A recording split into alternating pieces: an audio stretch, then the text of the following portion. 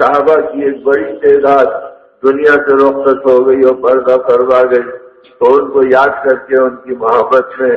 غمگین ہوتے، بے قرار ہوتے اور یہ کہتے کہ اے لوگوں، اگر تم یہ چاہتے ہیں کہ تمہیں دین حق ملے تو تم ان کے راستے سے چلو جو نبی کی محبت سے دنیا سے پردہ کر گئے۔ اور یہ کہتے تھے کہ تمہارے روزے کثرت سے ہیں اور تمہاری نمازیں بہت زیادہ ہیں اور تمہاری خیرات و صدقات بہت ہیں، لیکن یاد رکھو کہ تم صحابہ کے برابر ہی نہیں کر سکتے۔ اور کسی نے پوچھا کہ ابن مسعود کیوں نہیں کر سکتے، تو جواب میں فرمایا کہ ان کی زندگی کے اندر جو دنیا سے بے رغبتی تھی اور آخرت کی جو طلب ان کے اندر تھی، اس کا عشر عشیر بھی تمہاری زندگی میں موجود نہیں ہے، تو تمہاری اعمال کا وزن بھی وہ نہیں بن سکتا جو صحابہ کرام کا بنا ہے اور جو قربانیاں انہوں نے اپنی زندگی میں دی ہیں۔ پھر قربانی ایک دن کی، ایک وقت کی، ایک موقع کی ایسی بات نہیں تھی، بلکہ جس راستے پہ چلے موت تک اس کا ثبوت دیا اور آخری سانسوں تک اپنی زندگی کو اس پر چلایا۔ اس لیے میرے دوستوں اور میرے بزرگوں، ان صحابہ کرام کے تذکروں کا رواج ہماری زندگی میں ہو کہ اللہ کے نبی صلی اللہ علیہ وسلم کے ساتھی اور آپ کے صحبت یافتہ، جن کے ذریعے سے پوری دنیا میں دین پہنچا اور حق کے راستے کی حفاظت کا کام ہوا، جس کا احسان پوری امت قیامت تک مل کر ادا نہیں کر سکتی، تو وہ مبارک طبقے سے ہم جتنے بے خبر ہیں، اللہ کا کرم ہے کہ اب کچھ اللہ والوں کی صحبتوں سے اور علماء امت کی کوششوں سے اور دعوت اللہ کی محنتوں سے اللہ پاک نے ایسے اسباب عطا کیے ہیں۔ اب اللہ کا کرم ہے کہ صحابہ کرام کے نام رکھنے کا رواج ہو رہا ہے اور لوگ اپنے بچوں کے لیے ان کے نام اور بچیوں کے لیے ان کے نام، تو صحابہ اور صحابیات کے ناموں کا آنا بھی یہ باعث سعادت و باعث برکت ہے۔ اب آدمی ان کی تعریف جانے، میں نام تو رکھ دیا حضرت عمر رضی اللہ تعالیٰ عنہ کا اپنے بچے کے لیے محمد عمر، اور میں نے صدیق کے نام کا انتخاب کر لیا حضرت ابوبکر صدیق رضی اللہ تعالیٰ عنہ کے عنوان پر میں نے اسامہ کا نام رکھ لیا۔ اب ان ناموں کے اعتبار سے آدمی دیکھے کہ کیا نسبت ہے اور ہم نے ان کے ساتھ کیا کیا۔ اس صحابہ کرام نے ناموں نہیں بلکہ ناموں کے ساتھ ان کے اوپر جو ادائیں چلی، ان چیزوں کی باریک بینی کا بھی فیصلہ اپنے اندر رکھتے تھے۔ حضرت عمر رضی اللہ تعالیٰ عنہ کی خلافت کا زمانہ ہے اور اس دور خلافت میں مال غنیمت آیا۔ جب مال غنیمت کی تقسیم کا وقت آیا تو اس مال غنیمت میں آپ کے بیٹے حضرت عمر عبداللہ کا بھی حصہ تھا اور ان کے اندر شہزادہ رسول حضرت حسن و حسین رضی اللہ تعالیٰ عنہ کا بھی حصہ تھا اور اس میں حضرت اسامہ کا بھی حصہ تھا۔ اب جب وقت آیا تقسیم کا تو آپ نے تقسیم کرتے کرتے جب حضرات حسنین آ گئے تو ان کو دوسروں کے مقابلے میں زیادہ دیا، اور پھر اس کے بعد اسامہ آئے تو آپ نے اسامہ بن زید کو بھی دوسروں کے مقابلے میں زیادہ دیا۔ آپ کے بیٹے آئے تو اپنے بیٹے کو ان کے مقابلے میں کم دیا۔ تو حضرت عبداللہ فرماتے ہیں کہ مجھے کھٹک ہوئی تو میں رک گیا اور میں نے کہا کہ ابا جان ایک حق کی بات پوچھنی ہے۔ تو فرمایا بیٹا معلوم کرو کیا چاہتے ہیں۔ تو کہا کہ ہم سب برابر کے شریک تھے، لیکن آپ نے حضرات حسنین کو حسن و حسین رضی اللہ تعالیٰ عنہ کو زیادہ دیا اور ان کے مقابلے میں مجھے کم دیا۔ تو کیا بات ہے، جب ہم برابر کے شریک تھے تو ہم کو برابر ملتا۔ تو فرمایا جب میں نے یہ کہا تو آپ کے آنسو ٹپکنے لگے اور فرمایا بیٹا اتنی سی بات تو نے ابھی تک نہیں پہچانی، سن لے کہ تیرے نانا رسول اللہ صلی اللہ علیہ وسلم جیسے نہیں تھے اور تیرے باپ حضرت علی جیسے نہیں ہیں اور تیری ماں فاطمہ جیسی نہیں ہے۔ میں نے ان نسبتوں کو سامنے رکھ کر اپنی نسبت کو ختم کر دیا تاکہ قیامت کے دن تیرے باپ کو کوئی پریشانی کا سامنا نہ ہو۔ تو یہ بات سنتے ہی سر جھکائے اور فرمایا بجان دل مطمئن ہو گیا کہ بے شک آپ نے اہل بیت اطہار کا خیال زیادہ رکھا اور ان کے مقابلے میں ہم کو پیچھے رکھا، جس کے اندر کوئی گرانی کی بات نہیں۔ اب میرا دل مطمئن ہو گیا۔ اس کے بعد ایک قدم پھر بڑھتے بڑھتے رکے اور فرمایا کہ یہ آخری بات بتا دیجیے کہ اسامہ زید کے بیٹے ہیں اور زید نبی پاک صلی اللہ علیہ وسلم کے غلام تھے،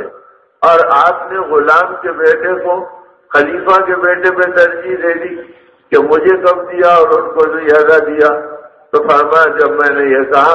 تو میرے باپ کی چیخ نکل گئی اور امیر المومنین تڑپ گئے اور فرمایا بیٹا تو نے عجیب بات پوچھی ہے، سن لے، میں نے 12 اسامہ کو نبی پاک صلی اللہ علیہ وسلم کی گود میں بیٹھا ہوا دیکھا ہے اور میں نے 12 آقا کو پیار کرتا ہوا دیکھا ہے، بتا تجھے اپنے نبی کا پیار کتنا ملا اور تجھے اپنے نبی کا گود کتنا ملا؟ تو فرمایا میں نے اپنے گود پر نبی کی گود کو ترجیح دی اور میں نے اپنے پیار پر آقا کے پیار کو ترجیح دی تاکہ قیامت کے دن مجھے شرمندگی کا سامنا کرنا نہ پڑے۔ تو میرے بھائیوں اور میرے بزرگوں، جب یہ خود آپس میں ایک دوسرے کی قدر و منزلت جانتے تھے تو یہ تو بد نصیبی ہے، کم نصیبی ہے کہ اس مبارک طبقے کو نہیں پہچانتے تھے تو اب پہچاننے کا ماحول بنا، پہچانو اور ان کے مذاکرے کرو، ان کی اداؤں کی نقالی کرو، ان کی فکروں کو اپنی زندگی کی فکر بناؤ، ان کی بے چینیوں کو اپنے سینوں میں لو، ان کی بے قراریوں کو اپنے دل کی دھڑکن بناؤ، اس کے بجائے یہ کہنا کہ ہم بھی انسان ہیں وہ بھی انسان تھے۔ ارے انسان تو بہت ہوتے ہیں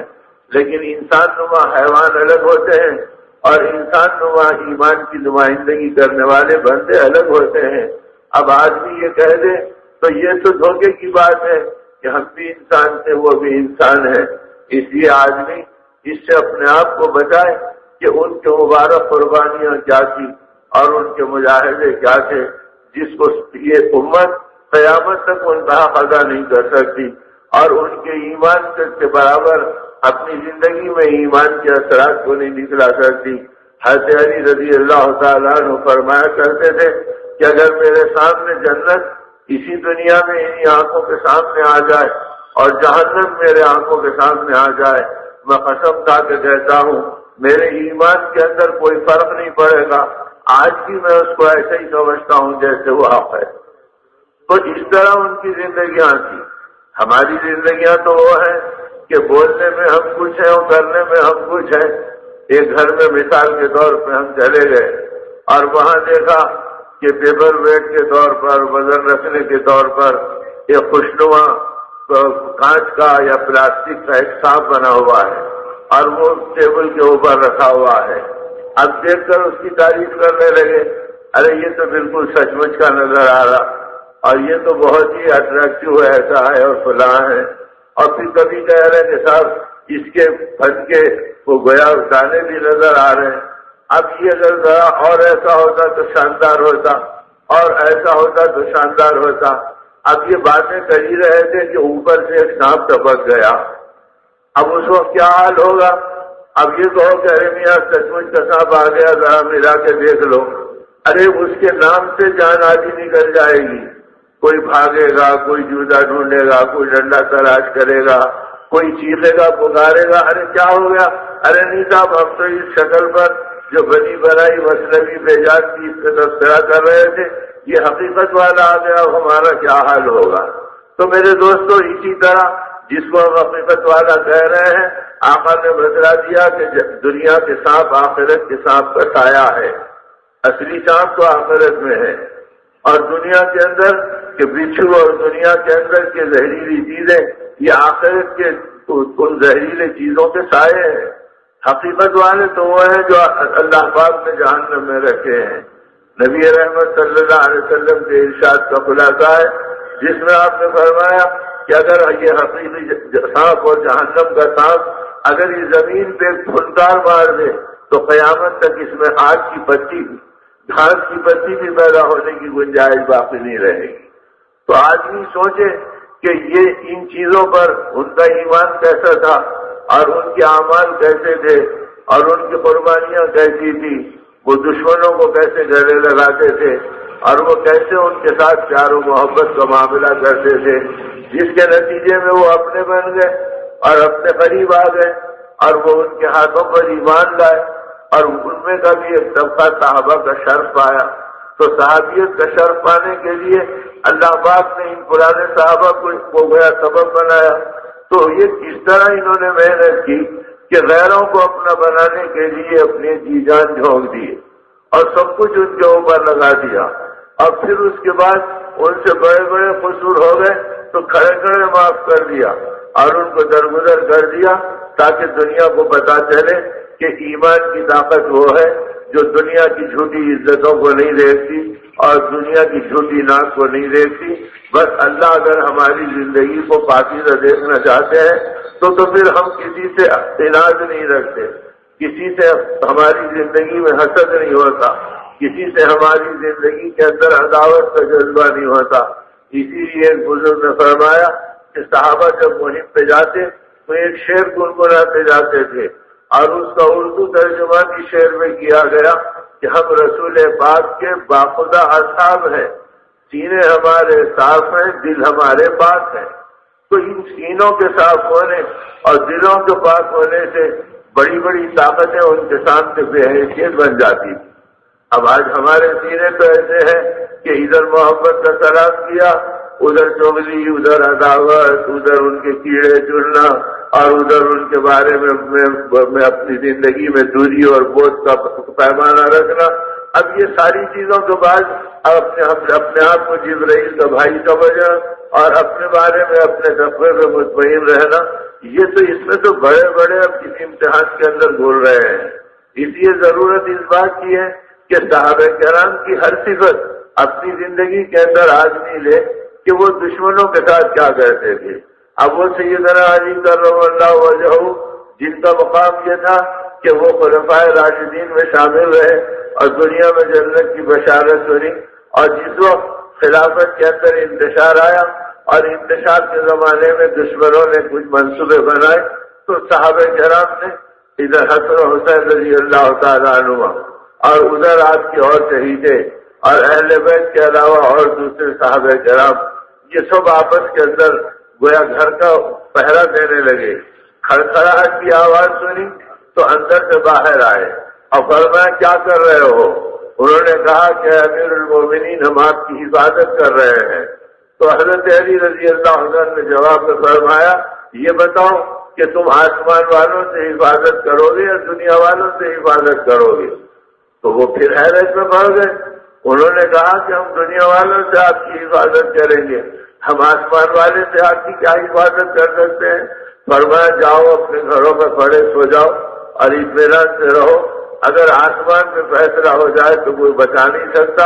اور آسمان میں فیصلہ نہ ہو تو کوئی بگاڑ نہیں سکتا، لہذا مجھے تمہارے پہلے کی ضرورت نہیں، واپس چلے جاؤ۔ ایسی گھراؤنی رات میں بھی ان سے بے نیاز ہو کے اپنا وقت گزارا اور اپنی زندگی کے اندر مطمئن رہے، اور جب صبح نکلے فجر کی نماز کے لیے تو تنہائی کو دیکھ کر ابن ملجم ظالم نے موقع پایا اور اس نے آپ کے اوپر حملہ کیا، جس کے نتیجے کے اندر آپ زخمی ہوئے اور بعد میں شہادت کے مرتبے پہ پہنچے۔ اور جب زخمی ہو گئے تو اس زخموں کی حالت کے اندر لوگوں نے ابن ملجم کو قاتل کو بھی پکڑا اور اسے بھی بیڑیوں میں کر دیا، اور اتنے میں آپ کو ایک طرف ڈالا، آپ اپنے سامنے اپنے قاتل کو دیکھ رہے تھے، اتنے میں کوئی پانی کا پیالہ لے کر آیا اور کہا امیر المومنین پانی پی لیجئے۔ تو آپ نے فرمایا تمہیں پتہ نہیں ہے قتل ہونے والے سے زیادہ قتل کرنے والے کو پیاس لگتی ہے، پہلے اسے پانی پلاؤ، وہ پیاس کا مستحق ہے۔ تو اس وقت بھی یہ اخلاق برت کے بدلا ہے، اور اس وقت بھی یہ شفقت اپنے دشمن کے ساتھ تھی۔ ہم تو سگے بھائیوں کو 2 مرتبہ اگر تکرار ہو جائے تو تیسری مرتبہ چہرہ دیکھنے کو تیار نہیں۔ باپ بیٹے کے اختلاف ہو جائے تو وہ خون کے آنسو روتے ہوئے تڑپ کے مر جاتا ہے، لیکن بیٹے کو کوئی احساس نہیں ہوتا ہے۔ بیوہ مائیں پیر دھس رہی ہے لیکن ان کی اولاد پلٹ کے ان کو دیکھنے تیار نہیں ہے۔ یہ ان صحابہ کے نام لیوا ہم امتیوں کا حال رسول پاک صلی اللہ علیہ وسلم کیے، اور گزرواں زندگی یہ تھی کہ جان لینے والے کو یہ کہہ رہے ہیں کہ بھئی قتل ہونے والے سے زیادہ قتل کرنے والے کو پیاس لگتی ہے، لہذا پہلے اسے پانی دو۔ یہ کہہ کر پیالہ ادھر بڑھوایا، اس نے غصے کی حالت میں دھکا دے دیا اور پیالہ گرا دیا تو آپ کی آنکھوں سے آنسو رواں ہو گئے۔ فرمایا میں اپنی آخری سانسوں میں ایک ادا تیری دیکھنا چاہتا تھا کہ تو میرے پیالے کو قبول کر لیتا تو میں قیامت کے دن گواہی دے سکتا تھا۔ ایسا جو کچھ کیا لیکن یہ پھر اپنے امیر سے رجوع ہو گیا، تو میں اس میں بھی تیری مغفرت کو تلاش کر رہا تھا۔ تو یہ کیفیت کی زندگیوں کا معیار تھا، اور اس سطح کا وہ مبارک طبقہ تیار ہوا تھا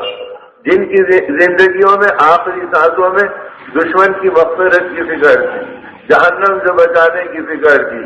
دنیا میں تکلیف کی فکر تھی کہ مجھ سے زیادہ اس کو پیاس لگتی ہے، پہلے پانی ان سے پیش کرو۔ تو میرے دوستوں، یہ اخلاق کہاں لائیں گے؟ شعراء کے تخیل کے آگے بھی یہ چیزیں نہیں ملیں گی، اور بڑے بڑے فلسفے لکھنے والوں کو بھی یہ انداز بیان میں یہ چیزیں نہیں ملیں گی جس کی حقیقت صحابہ کرام کی زندگی کے اندر تھی کہ وہ آخری وقت تک ان چیزوں کے ساتھ چلتے رہے۔